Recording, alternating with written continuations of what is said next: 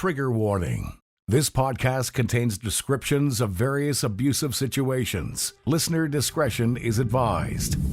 You are listening to the Preacher Boys Podcast, a podcast shedding light on decades of mental, physical, and sexual abuse within the independent fundamental Baptist movement. The testimonies shared on this podcast are told from the personal experience and perspective of the survivors. Not all legal outcomes are known or final. Any suspect is presumed innocent until proven guilty in the court of law. To find more information about the Preacher Boys Podcast and upcoming documentary, visit preacherboysdoc.com or connect on Facebook, Instagram, or Twitter with the handle @preacherboysdoc. Now, here is your host, Eric Skwarczynski. Hey everybody, welcome back to the Preacher Boys Podcast. I'm sitting down today with two different guests. I'm sitting down with Michael and Susan McNeely. I've had Michael on the show 2 times now, and we've had some pretty interesting conversations. He gets me to admit a lot of things that I have never said on the show before. We get to find out some interesting behind-the-scenes tidbits on that show. But I want you to introduce yourself, Susan, and kind of share how you got introduced to the IFB movement and what your initial experiences were in that world. I was born into the IFB like my brother. I was born into the Fairhaven culture, and I grew up there until I was about 16 and a half, and then my dad resigned and we moved to Michigan, where we went to another IFB church, but a lot less cult. And then my dad was associate pastor there. And I then just struggled with the whole church idea and struggled with pants and asking my dad questions. And so I went to another church, and then after that, I just gave up and stopped going. And then I've gone to like non-denominational churches, but still don't really know what exactly I believe yet. What part of it you still keep with you? What part of it's going to change? Right. And would you say that your initial experience was positive, where you didn't, because obviously when you grow up in it, sometimes you don't know that there's anything different. Would you say your initial experience was positive? Did it feel negative right off the bat? What was your emotional reaction to that world at an early age? I just remember not really knowing anything was different. I remember in high school finding out for the first time that other Christian schools didn't spank kids, right, or other schools didn't spank kids as we were spanked.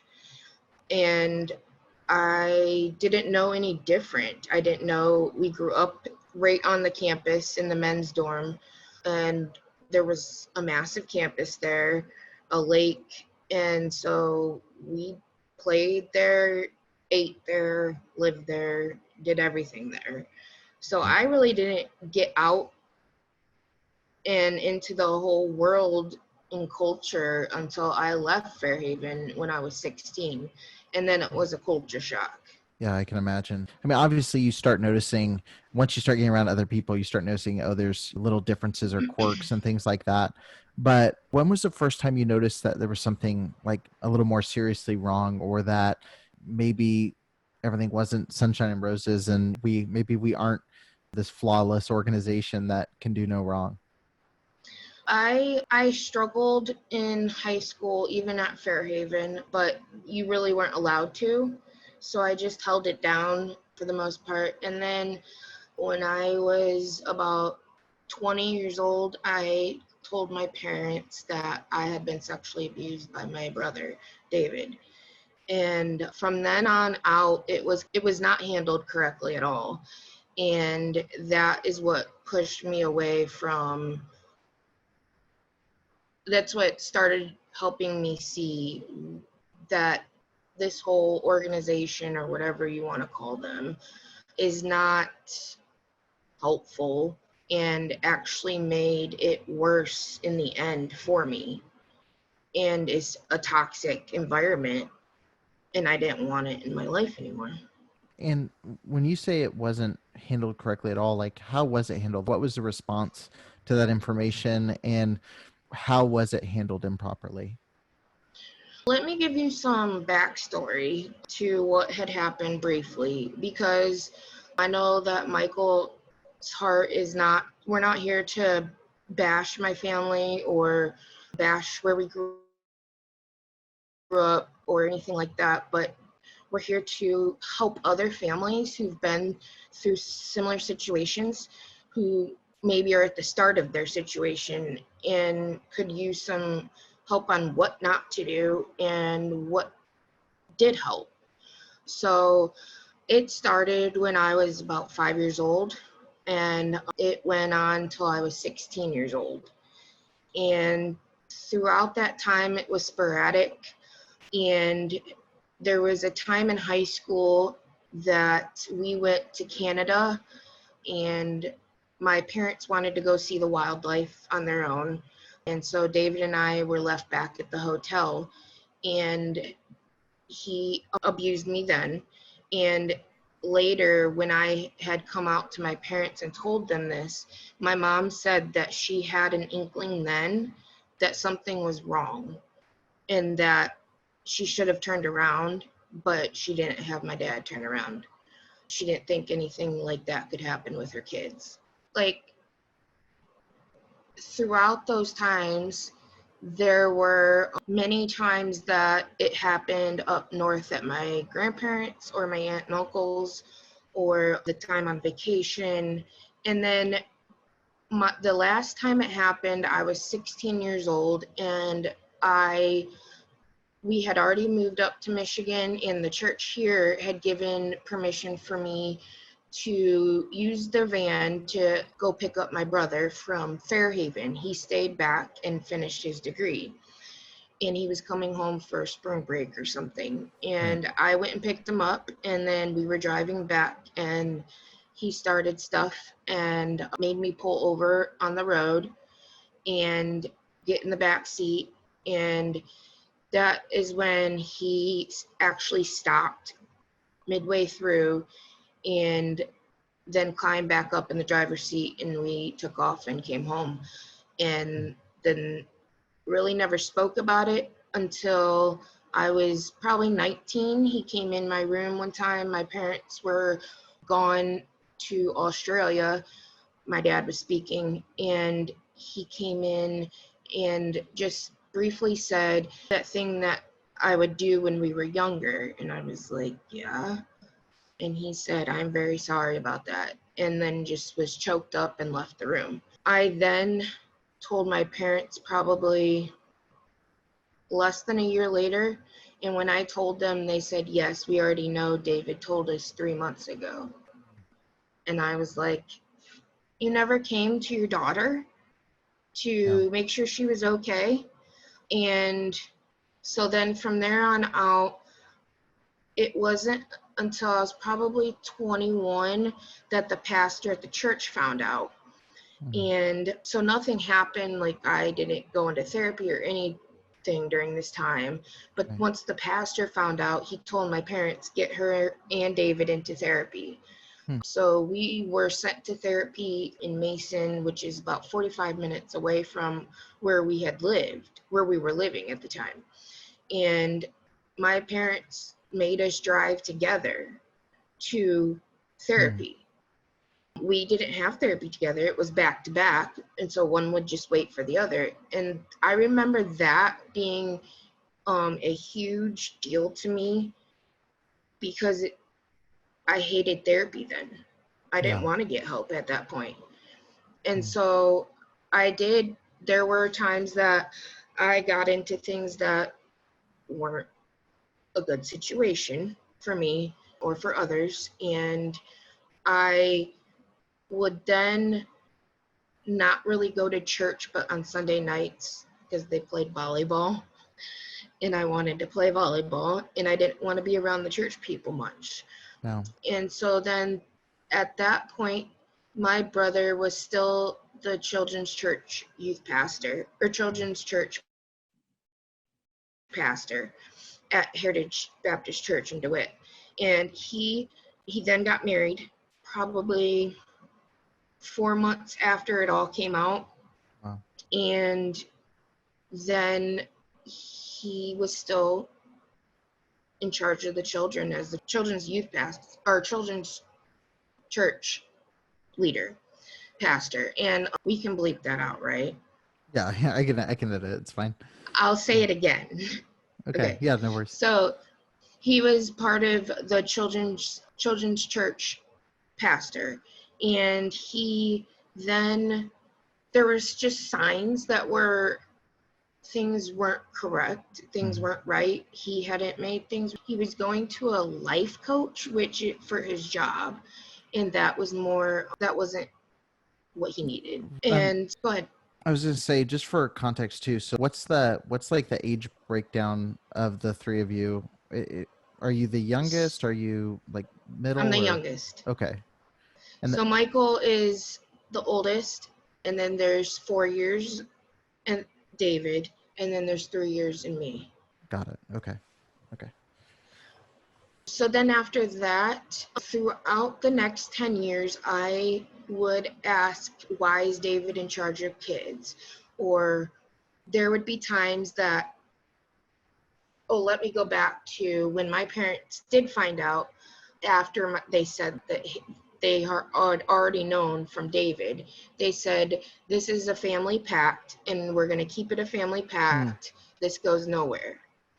Wow. And I was struggling, and I told my aunt and I told a friend, and they were a huge help to me. But once my family knew that, I had to be sat down in the family room with all of them and talked to about how not to tell people, and that this could hurt our family name, this could hurt David's business, this could hurt his family. And so of course I didn't want to hurt that. And so I stayed as silent as I could throughout the years. And then Michael ended up being told, but he was not told the right information by my dad. And so then we come to August of 2018, and my brother had a discussion with my parents, and it did not go well.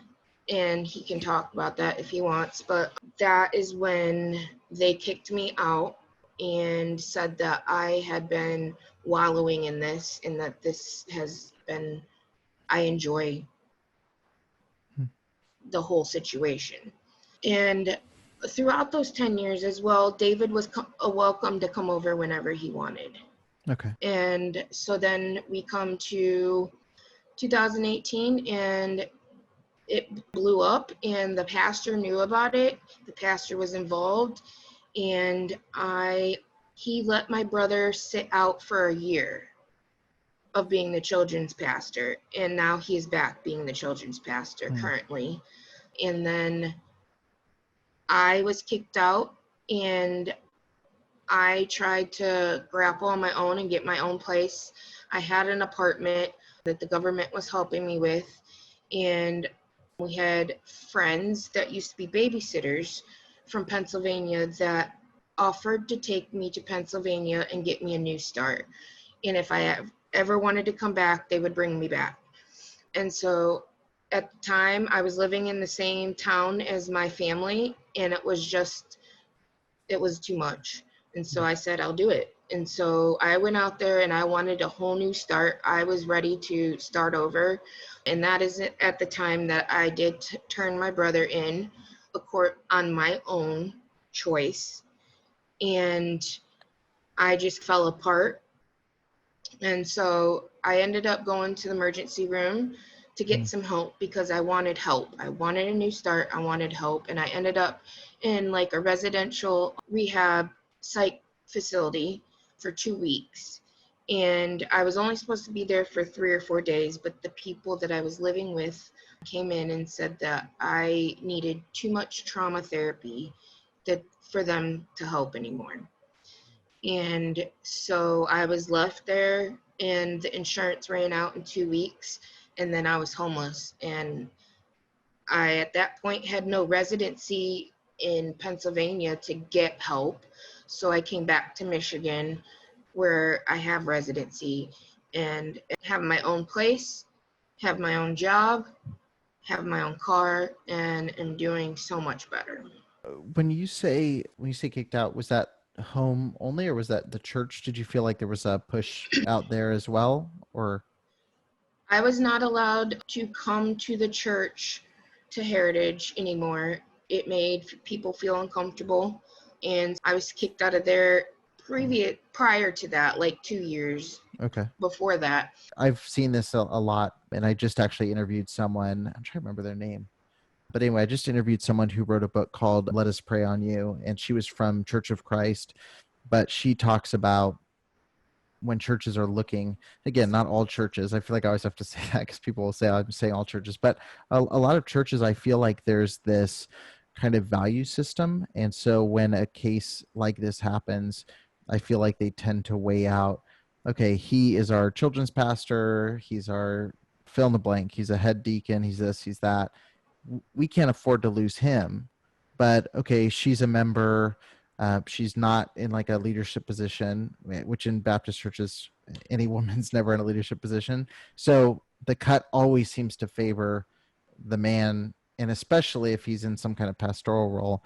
And it seems like that's exactly what your story was. It was, we'll take him out for a year to avoid the controversy and then slip him back in as soon as this kind of blows over. That's why I wanted to know about that. But Michael, I'm curious about your interaction, obviously being the older brother and finding out this information. One, what was your response when you found out? And then how did you approach the conversation with your family when it came time to approach this and discuss what needed to happen? So I was told probably 12, it's been about 12 years now. I was told about it, but I was also told that it happened between the age of 10 and 13, that it only happened a few times. There's nothing really to look at here. It was wrong, it was bad, but let's move on. You understand, I'm in California. I would only go back for 2 weeks out of the year. And things just weren't adding up. Susan's behavior seemed to be a whole heck of a lot more than just something that happened a few times in her youth. Albeit as bad as it is, it just wasn't adding up. Some of the things that she was getting into, and she alluded to some of the things, that behaviors that were kept repeating itself over and over again. And I just kept asking mom and dad, like, is there more to this story? What is going on? And for a long time, I'll admit, I laid it all at the feet of Susan. That this is Susan's problem, all of these issues. But some things happened between her and my family, which I'm so grateful for now, because it made me do some research. And that was about 3 years ago, I would say. I really started digging into some research about the behaviors of victims, and what they can get into, the addictions they can get into, the things that start their, this is an emotional one for me. I did a lot of research, and that led to a lot of questions for mom and dad. And as Susan said, in August of whatever year it was, I had a sit down talk with them, and my wife was there. And I just point blank asked, like, there's got to be more to this story. What is going on? Because it seemingly is that you're really backing the abuser in this situation, or the brother, and treating him very differently than you are Susan. And it's getting very toxic in this home between mom and Susan and dad. Why is this not taken care of? Why are we keep repeating cycles? We've done everything responsible. We've done everything we can.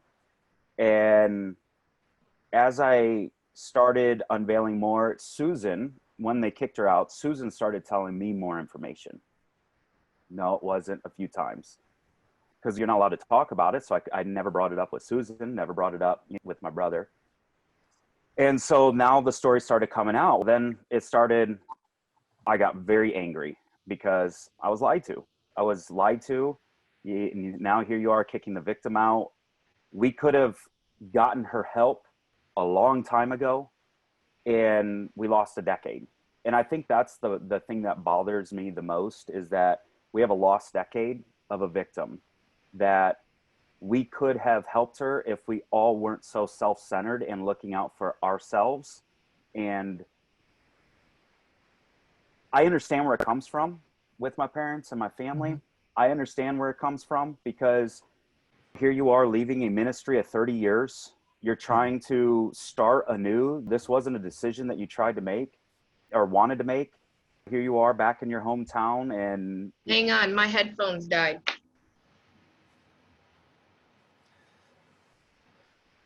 okay.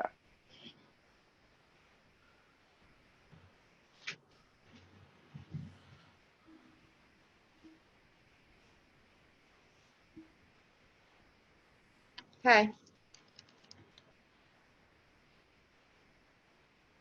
So I understand where they came from, where they were coming from in that arena, but at some point you got to put a victim first. And that's kind of my side to it. We haven't had a relationship. They haven't spoken. They've asked us not to reach out to them November of 2018, shortly thereafter, and have not spoken to us since all of this has come out. Susan's tried to come out once before. It didn't go well. So I just wanted, that's why I'm here, is to just lend support to my sister. And more importantly, we got to give context to what happened, but more help families, because our family isn't anything great, but a lot of people know McNeely, and if it can happen to our family, it can happen to, anyone's family. And we don't want to see families destroyed over this. Our family's obviously destroyed over this, and it's something that is near and dear to our hearts to help other people. And we've found out in the last 12 years what hasn't worked and what has worked. We got a long ways to go. We're by no means perfect. I wish I could go back and handle certain situations differently.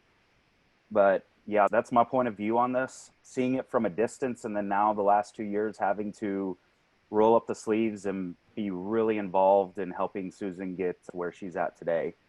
But I'm incredibly proud of her. Prior to all of this, she couldn't hold a job for more than 30 days. It was too traumatic. She was living at home, no money, couldn't stand up for herself. Now she's gotten 2 pay raises, a really good job, has held a job for 2 years now. She's come a really long ways in a short amount of time, and it is working. What we are doing now and getting her the correct help that she needs is working, and that's what I'm incredibly proud of her for. That's awesome. Yeah, it sounds like there was a lot of ownership taken over your story, and it seems like there was people saying, hey, the story is something traumatic that happened to you. This is how we need to address it, because if we do it this way, it won't affect me. It won't affect our family. It won't affect your brother. It won't affect our church. And you need to stay silent. You need to deal with your story in this way, A, B, and C, which obviously stunted your ability to move forward. That kept you locked into the spot of silence. So I'm curious, we've talked about the abuse, the silence around it, and we mentioned a few things that have been helpful, but what are some of the ways that you've been able to move forward, been able to make some progress? And what are some ways practically, and through experience, what are some ways practically that family members can support each other, or even friends or church members or whoever you want to put in that group? How can we support someone who's experienced some sort of trauma? I think the biggest one for me that I've seen is, don't make somebody heal the way that I would heal. We all heal in different ways. And I think we tell victims what they're supposed to do in order to find healing. That's for the victim to find. I'm here to lend support. I am a supporting role. And oftentimes I heard things from family and friends of, Susan's doing it the wrong way. Susan's going to the wrong person. But never once are we jumping in and saying, hey, Susan, I've got somebody, go talk to this person, it may help you here. It's constant criticism. I don't think she's doing it the right way. I don't think this is her story. This is her story to tell. This is her life. Her childhood was robbed from her. Her innocence was robbed from her. This is her story to tell. And this is her journey to heal. Not mine, not anybody else's. This is hers. And I think we do this a lot in other areas too, but specifically in this, we tell people, this is how you should feel. This is how you should heal. And we're projecting what we would do on another person. I don't know, Susan can tell you how that would feel to her or how that came across to her. But I would say most importantly, we are a supporting role. Yeah. What do you think, Susan? Everything that you said is spot on. I think it's very individual to the person and who the person is and who the things that they believe in. I think a lot of victims don't come forward because they know that they're going to have to be put in a category and have to do it a certain way. And a lot of them, that scares them, and that doesn't seem like something that is going to help them. So why come forward if they're going to have to be put in categories? But yes, supporting them, supporting, just knowing that somebody is there and that you're loved is a huge deal.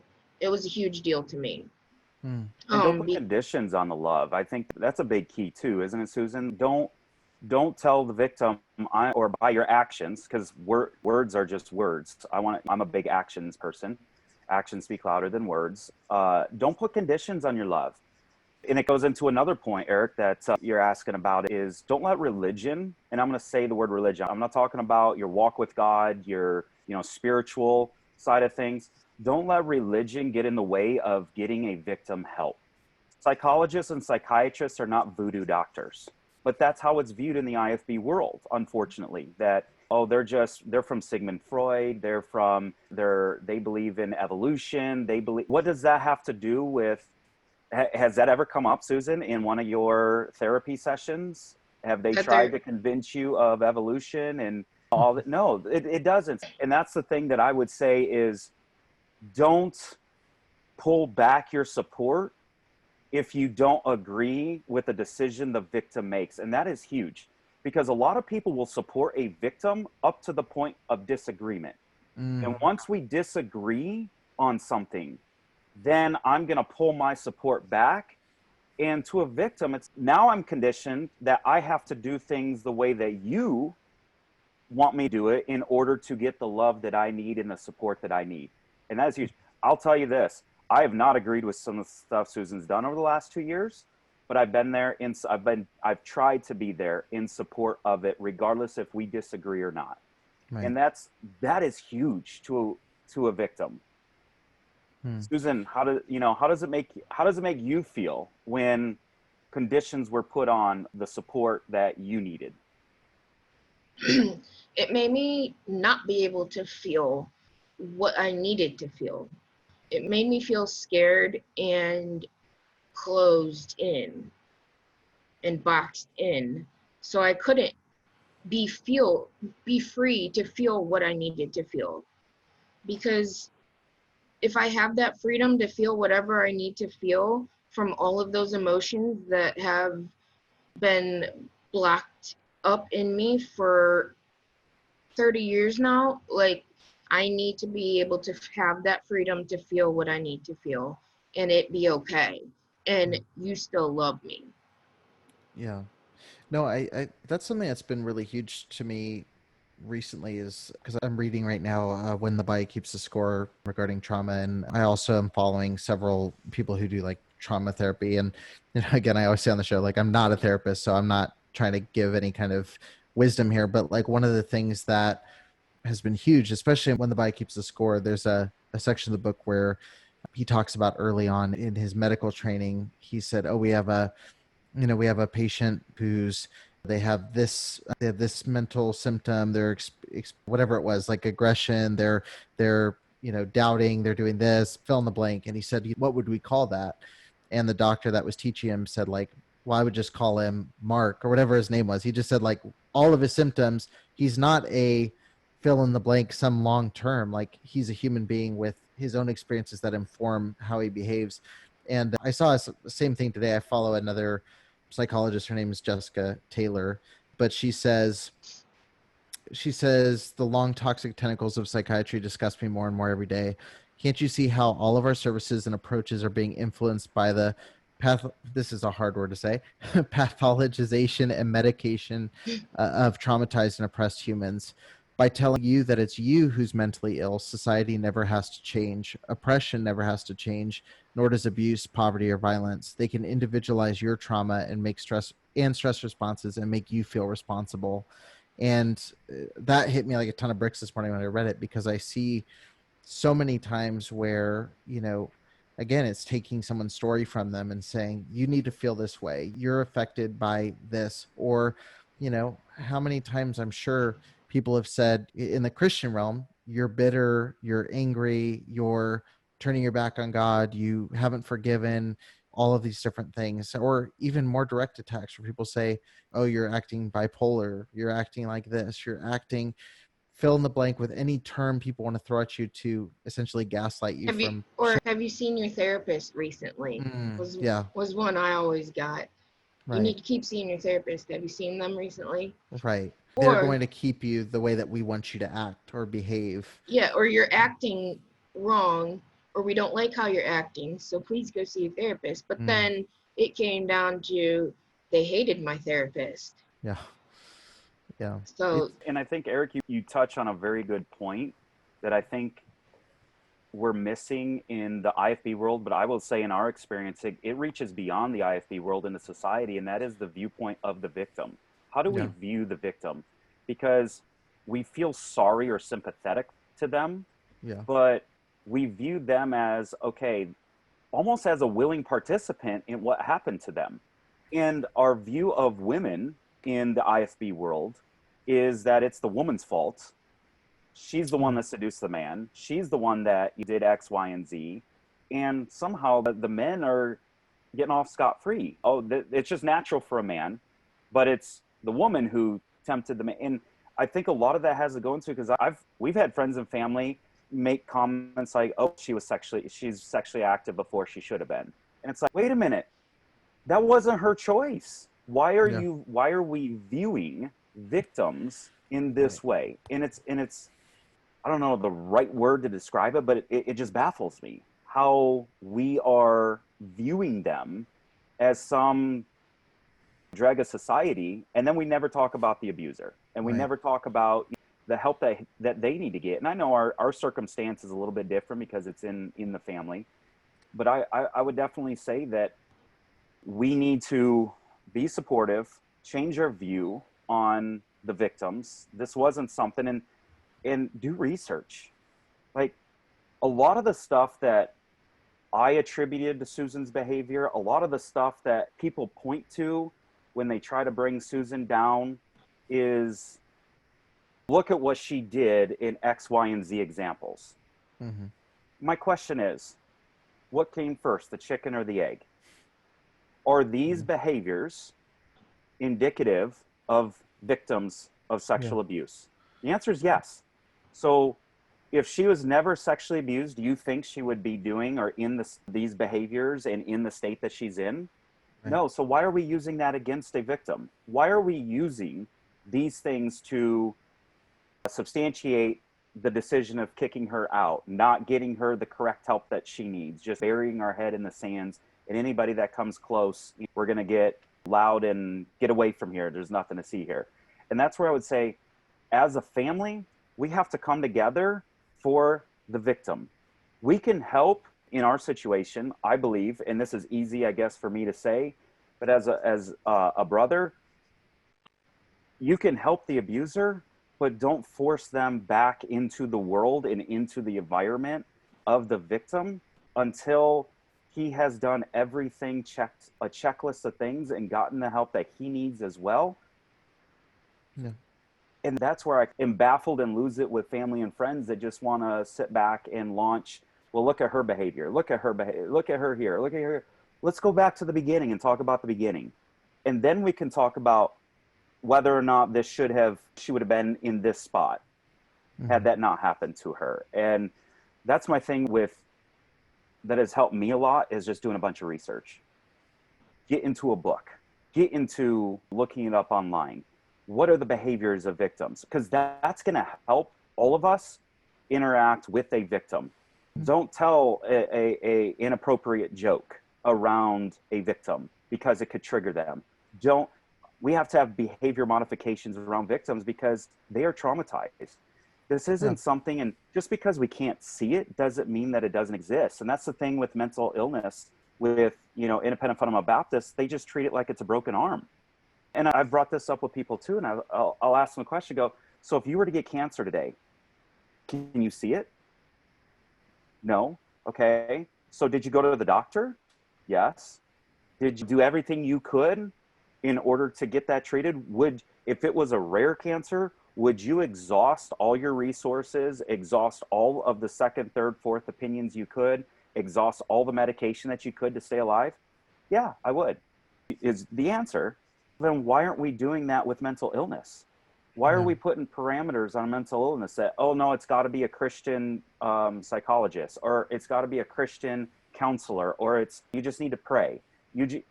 And we are putting the onus on the victim when, I can't speak for Susan, but I'm going to probably venture out and guess that they need help with that journey and they don't know where to, pick up and where it's left off.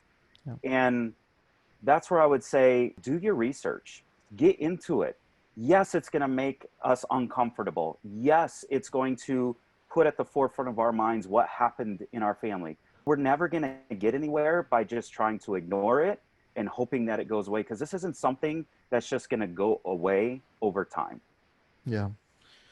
Yeah. Well, I guess, Susan, if you could go back now and say, I wish when I shared this information, I wish that fill in the blank, this would have happened. What do you wish would have happened when your family found out your story, basically? I wish that I don't fault my parents for not knowing at the time what to do. They have never been in an environment that taught that. And I understand that, but after that, for 10 years, they never picked up a book, never read an article, and they have attested to that, to try and understand. They would come to me and ask me what they should do.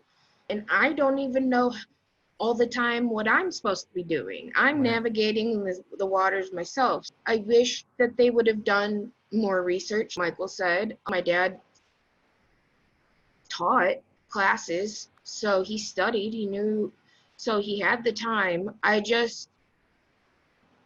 also wish that they wouldn't have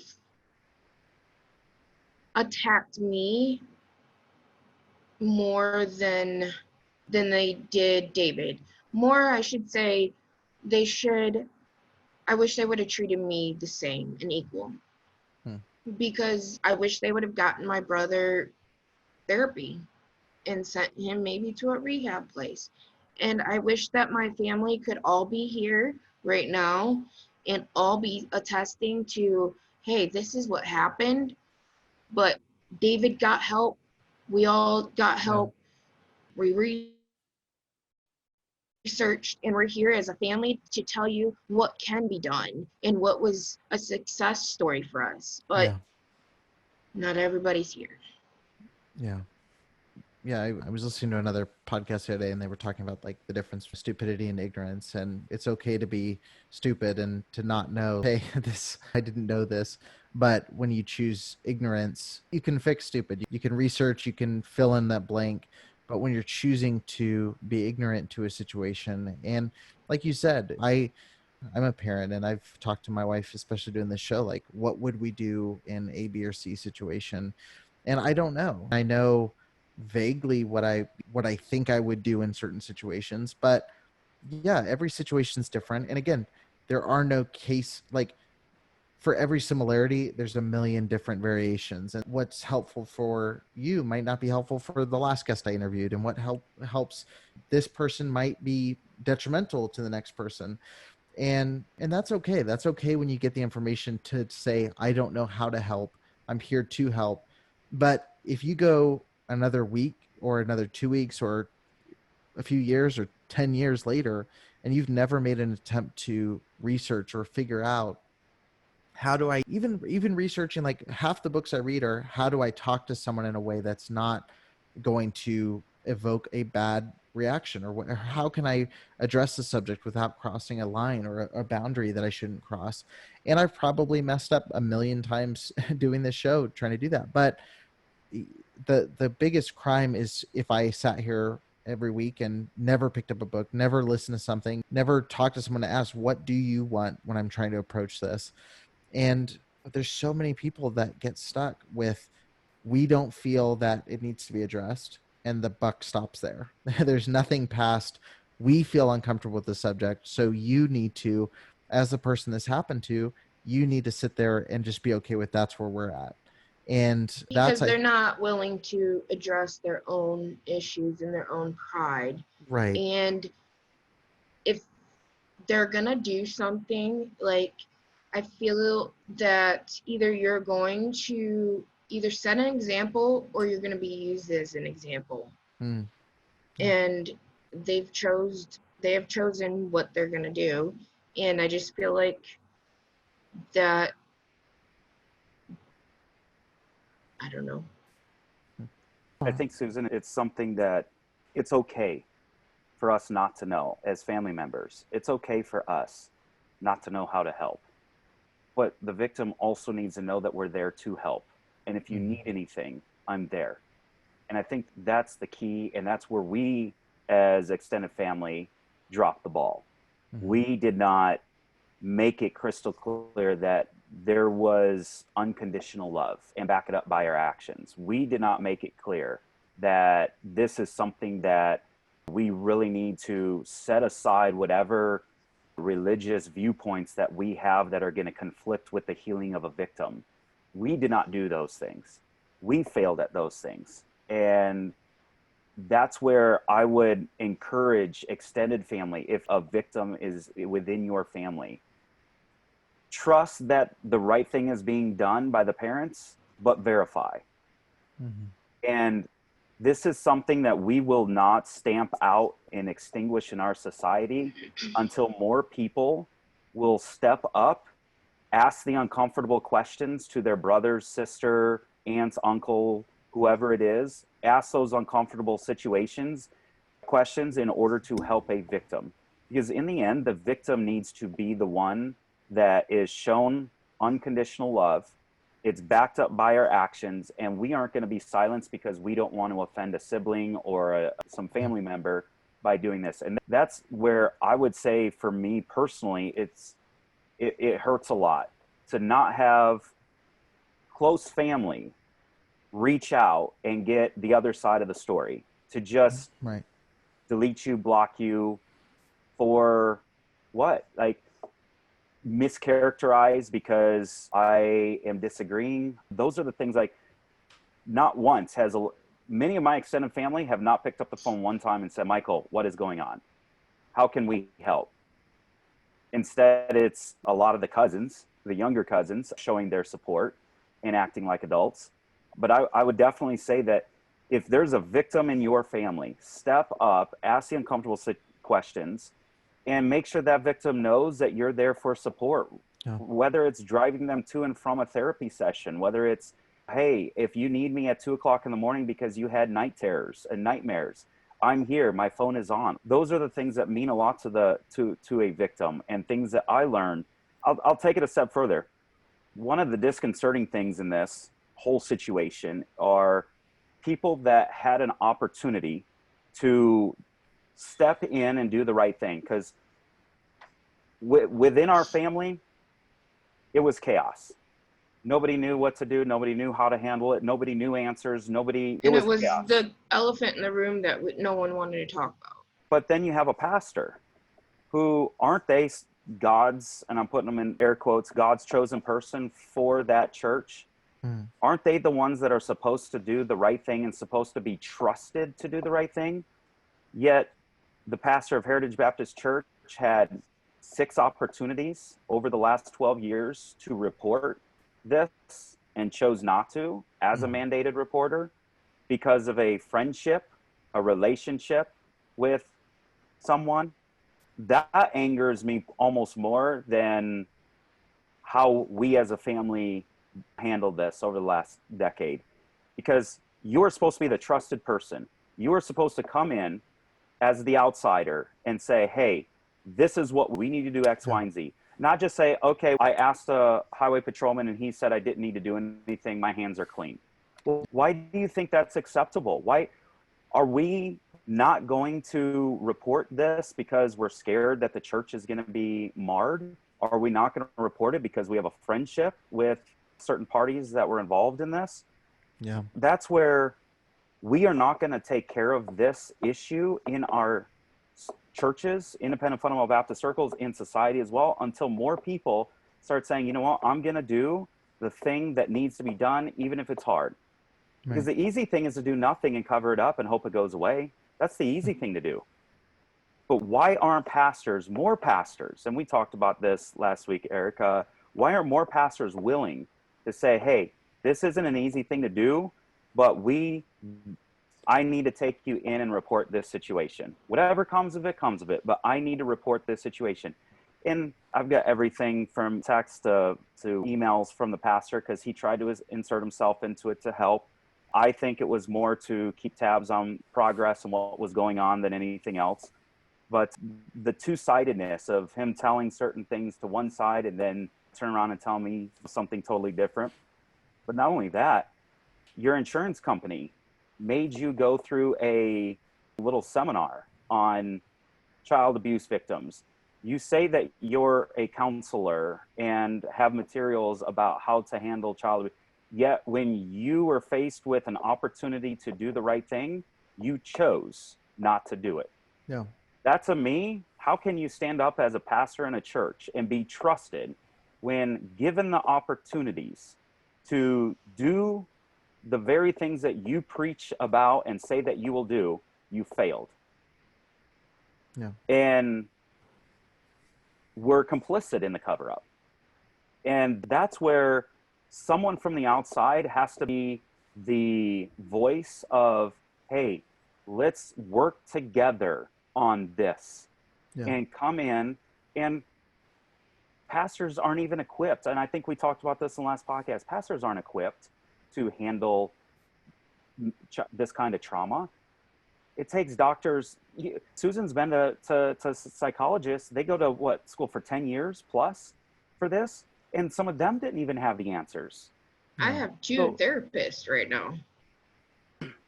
So how do pastors think that they're equipped to do this? In my opinion, a pastor needs to understand his shortcomings in this area and lend the prayer support, the moral support, the checking in support, the I'm here for parents, family, and victim support. Not, hey, I can handle this. We're going to try and counsel you to the victim. Plus, too, I think, and you just brought this up, Susan, I think it's important, but like talking about seeing two therapists, getting in touch with people who can help. And yeah, not everybody has the answer. And I think one of the big problems people have, especially in church counseling, I've seen it, but I think the way most people view therapy and how I viewed it up until a year or two ago was it's a very linear path of something happened. My view of therapy was always, if someone has breaks and they have their breaking point and now they're too far gone where they need to go get special help, and now they can get back on track, they'll get back to being normal, and then they're done with therapy. And it's such a backwards way of looking at it. And the way I see it now is more, it's not necessarily to fix as much as it is to maintain. There is an element of fixing for sure. There's things that you understand. I stole like 20 minutes with one of the trauma therapists I interviewed and talked to her a little bit about me, and she gave me like one or two things and I was like, oh, that just blew my mind. But we don't look at someone going to a checkup at the doctor and say, oh, are you almost better? It's you go in to make sure, like, am I missing something? Is there something I'm not understanding? And I think one of the big things with this show I hope people take is just, I hope this destigmatizes some of the ways that people think about going to therapy and understanding that, one, I'm at the point I think everybody should go at some point. I say that as someone who, like, I still need to just nail down and figure out where I'm going to go, but I've taken a few steps in that direction and trying to figure that out. But I think everybody needs to at some point. And I think also, I don't think you need to look at it as here's an end in sight. For one, like I said before, you're not broken because of what happened. You're Susan, and you have A, B, and C that are circumstances that this is going to help. And I think everybody listening to this, I just hope that there's always an understanding, like, that we have a way of looking at, like, oh, they need this, or this other person needs after what they went through. And I just hope everyone listening just takes this as, hey, it's okay to go. There's opportunities for you to work through things that people don't understand. Your pastor can't diagnose certain mental issues. That's not their field. Can they help? Are there pastors that are very helpful in being someone you can talk to, and they're supportive? And yes, 100%. But your doctor can also pray for you to feel better when you have a heart attack, but you don't want him to be the one doing your triple bypass. So it's just an important way to look at it. And I appreciate you being open and sharing about that, because it's sad, especially in religious circles, that there is such a crazy stigma, because it just makes sense. Like, why would you not go? Like, why would you not get help understanding how your mind works when we spend thousands of dollars trying to figure out why our body's doing what it does, or why my ankle creaks the way it does when I go up my stairs? Just because it's not like visual. Yes. Yeah. Injury doesn't mean it's not there. Right. We're hurting. Yeah. We're hurting. How many times have we hurt? We feel the pain. We don't know what it's stemming from. We don't know where it's coming from. And a lot of times we, as mentally, we're hurting, but we don't know from where. So if I'm hurting, I'm going to go to a doctor, and I'm going to get diagnosed. And that's what I go to therapy every other Monday. Over the last decade, I've probably gone off and on for maybe 5 to 6 years. I'm not ashamed to say it. I highly recommend it to everybody that has left the independent fundamental Baptist movement. Especially, we've seen on our group how many people are, hey, I'm just so lost. Yeah. Getting out of this world that I've lived in, and it's been my world for X amount of years. I don't know where to start. Start with a therapist. Good. There's nothing better than talking it through with someone that you can trust. It's going to stay there. No. And I will say that people who have had bad experiences with therapists, the first one doesn't mean it is the one for you. It can take a little bit, so don't get discouraged to find the best one. I have two, because one helps me in one area and the other helps me in the other area. And I would like to say, Eric, I know we're wrapping this up, but I'd like to speak to family, extended family members out there that have a victim in their family. A lot of times you don't want to say the wrong thing. That is the biggest fear, is it not? You don't want to say the wrong thing, so we default to saying nothing. Yeah. If you know a victim in your family, it would just mean a ton to them to just say, hey, I'm here. If you ever need anything, let me know, and I'll be there for you. That's all you have to say. Let them know that you're there, and that they have people out there that are in their corner, and not, because silence to a victim can come off as, well, they don't agree with me, or I'm different than everybody else. Yeah. And we don't want to treat them differently. We shouldn't be treating them differently. We should be reaching out to them, and just so to all those family out there. So even if you're a friend and you somebody and you don't know what to do research, please understand that you may have to have some behavior modifications around them, and be okay with that. Understand that you may not agree with how they go about things, and don't project how you would do something onto them. I guess those are the best things that I could say in all of this. Susan can attest that. Susan, have you ever felt me force you to do something, do any of this through the journey? No? Okay. I'm nothing great, but I've had to learn this. We failed Susan. I put myself into that category. We failed Susan over the past decade. It's time for us as a society to wrap our arms around these victims and show unconditional love to them in this time.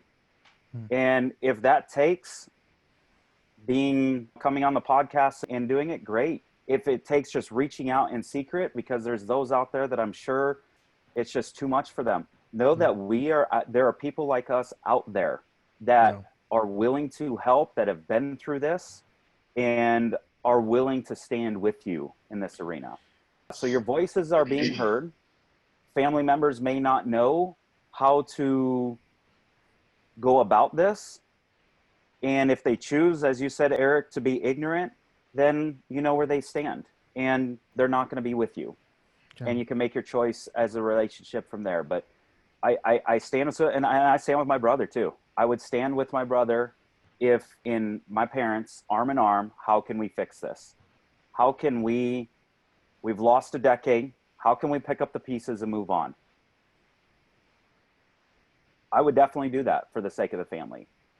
That being said, we're going to first and foremost put the victim and her well-being in the front.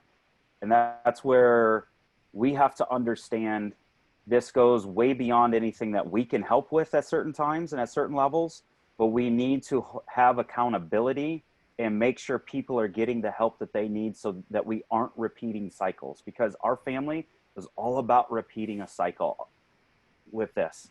Yeah. And it wasn't until 2 to 3 years ago that we had to do, and you're going to have to roll up your sleeves. You're going to have to get into the muck and the mire of where they're at. I liken it to, so I've got my dive master certification. I love scuba diving. That was a passion of mine. Sometime I have to tell you how I tricked my wife into getting hers. But the first thing they teach you when you approach a drowning victim, never approach them from the front and never let them grab you, because then you're both going under, because they're panicked. Their lives are flashing before their eyes. And so you come up from behind, and there's a certain way that you grab them and you take them back to the boat. It's the same way with victims, because they're in the muck and the mire. They are in some very dark places in their minds. There have been some things that we cannot sympathize with because we haven't been there. Yeah. We can empathize, we can't sympathize. And it's going to take rolling up our sleeves, helping shoulder that burden. So be in a very good mental capacity in order to do it. If you are not in a good place mentally, support from afar. Mm-hmm. Because you're going to get dragged down into the muck and the mire with the victim, and then it's going to only damage and hurt the victim even more. And I'll say this, there's probably things that I've done the last 2 years that have damaged Susan because I wasn't in a mentally good place. I've been in a very good mental place and still working on it the past 6 months to a year, but it didn't help when we were feeding off of each other in the muck and the mire in the same, mental capacity. So I just encourage you, be in a good place mentally to help them. Be ready to roll up your sleeves and do some hard work. Be ready for that 2 o'clock in the morning phone call. Be ready for wide range of emotional swings.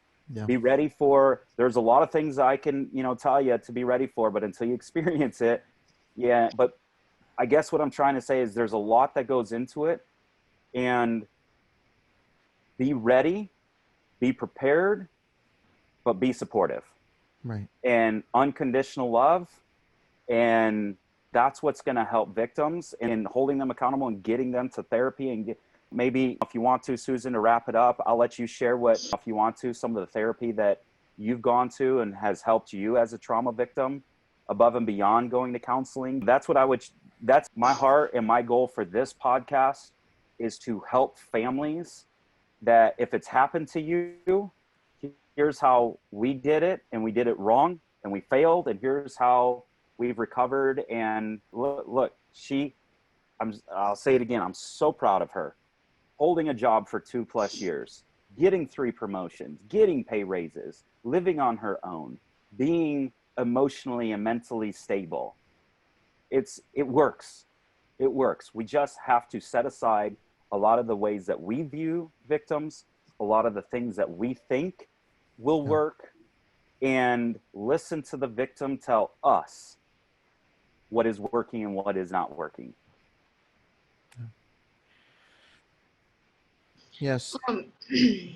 Yeah, you were saying, Mike, I would say that if somebody wants, what needs to be done is people have to be willing to work hard and work. It's not easy. It's hard work, and they have to be willing to do it. Otherwise, I would rather have more pain right now and work on it right now and have a future life in front of me of happiness and love and enjoyment and a great life, instead of not wanting to work on it and turning a blind eye to it and just hoping it's not there or will go away. Does not help you. It just sets you up for misery down the road. And so I would say, with ending that, like Michael, you said, just getting therapy helped me, but it wasn't the only thing. I had to do be willing to do my own work as well. And I've got books, I've done workbooks for PTSD and trauma. I'm doing one right now, and those have helped tremendously. And listening to podcasts, listening to books on tape, and being willing to do the work myself. Yeah. And being willing to do the work and not just hoping it's going away, because I want a good life in the future, and I am starting to see a glimpse of that, and it's awesome to me. And I couldn't do it without my brother, and I wouldn't be here without him, honestly. And so the fact that we both put in a lot of work for this and we're starting to see the outcome, there is hope. It's not all doom and gloom. It will get better, and you will have a better life. Yeah. That's awesome. Yeah, I think that's important for people to know. And it is, I just know from talking to people that is like a fear, is like, was that the end of my story? Was the traumatic event is that the defining factor? And I've had people come on the show who say, even people are saying I'm a victim or I'm this, but then they change, like, I'm a survivor. Even the way that they view themselves changes as they grow and have support. And like I said, it's never going to be like, oh, I got to the point where I'm done. I'm done, moving forward. I'm done. But I think it's amazing. Like, the progress you've made is obviously amazing. And I'm glad that you have a support behind you. And I know that it's why he's been on twice, but I know that's what Michael's been like that with me, even doing the show. And I'm not at all comparing my story to yours, but just doing the show and interviewing people. And there's been plenty of times where I've needed that support. Last month I was like, should I stop doing this for a long time? Should I pause this indefinitely? And just knowing someone's behind you, where if you do feel like you're about to just collapse, there's someone there that has your back. It makes it easier when you're getting email from somebody, or you're self-doubting, or you fill in the blank with any other thing. It's good to have someone in your corner that supports you. And it's okay to collapse. Yeah. Too, because I did it. Yeah, no, definitely. Yeah. I think that's important too, is like, there's no wrong way to handle the emotion, because your emotions are a natural reaction to whatever stimulated that response. And it is okay to collapse. And likewise, it's also important to remember you have to keep making that progress, keep looking into it, keep growing. And we're all going to grow at different rates and move at different paces, and that's fine, whatever that situation is. But yeah, I think that's awesome. I think there's a lot of stuff there that's going to help people who are either in a supporting role or in the role of someone who needs support. I think there's a lot of information here that's going to help people. Is there anything you'd like to say if someone's listening to this who, and maybe we've already covered it, but to someone who maybe has had a traumatic experience, if you could give like one word of encouragement before we wrap up, what would you say to them if they're sitting there thinking, oh, I don't know how to even start. I don't know where to even go from here? I would say find the closest therapy that your insurance takes and start going to therapy and getting help, because they will show you, they have resources that they can give you, because they won't just be the only resource that you need. You'll need more, like books, and they'll be able to point you to those places. That's where I would start, in making sure I have a circle around me. Small is fine, but making sure I have that circle around me too. Right. Yeah, for me, I would say if you're a victim out there and you don't know where to start, by just texting, messaging, emailing somebody that you are close to, that any of us, I think I've shared this to you as well, Eric, maybe starting somewhat of a database for all around the country of, if you're here, reach out to this person, they can help. And maybe this can jumpstart some of that in our community and in our group of, hey, this person, come to our group, reach out to myself, reach out to Eric, reach out to Susan, and between resources, we can find somebody who can help you or point you in the right direction. There is hope, there is love, there is a voice, a big voice out there that wants to stand with you and behind you. It can be scary, but we have to face our inner demons in order to have a happy life. Because if we lock them away, they're going to come out at some point. It's a matter of when, not if. Right. And it's going to be very ugly. And the further you get away from it, the uglier and harder it's going to be. And we've had way more of an uphill battle because we had a lost decade than if we would have done it. So take it from our experience. Reach out to someone. We're all here to help. I know it's a trust factor. I know it's a huge to be able to trust somebody, but reach out to a family member, a loved one, a friend, any of us that will help you and point you in the right direction and help you get started. Because once you get started and going in the right direction, there is hope. As Susan said, there is hope. Right. You do have resources, you have people behind you, and it's just a matter of reaching out. Make that first phone call. Yeah, that's awesome. No, and I'll definitely say, just wrapping up here, I know everybody listening, the worst voices are usually the loudest. You'll have 2 or 3 or 4, maybe everybody in your family that's going to be feeling a certain way, or maybe your church, or fill in the blank. But just from this show, there's thousands of people listening who are very vocal and supportive, and some of them I'd be scared to see what they'd do if they knew someone did something, and they're aggressively protective and caring for people who have come forward. So even if you have absolutely nobody, you feel like there's nobody there, definitely reach out. Even with me, I've mentioned this in messages to people, but if I know I'm a guy, so like maybe reaching out to me doesn't feel comfortable. If you send me an email, you don't have to tell me any details of your story. If you're a female victim, I'll connect you with someone who could talk to you who's a female who would understand and be able to take that information in and help. I work quite a bit with Joy Ryder from Out of the Shadows. I'll put her information in the show notes of this one.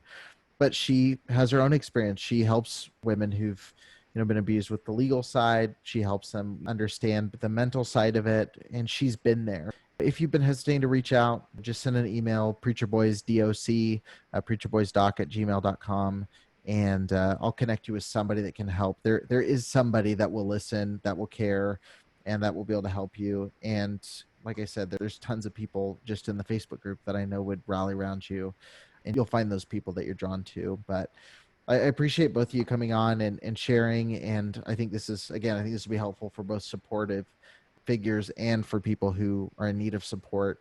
So I appreciate both of you coming on and sharing pretty openly about your situation. So thanks for having us, Eric.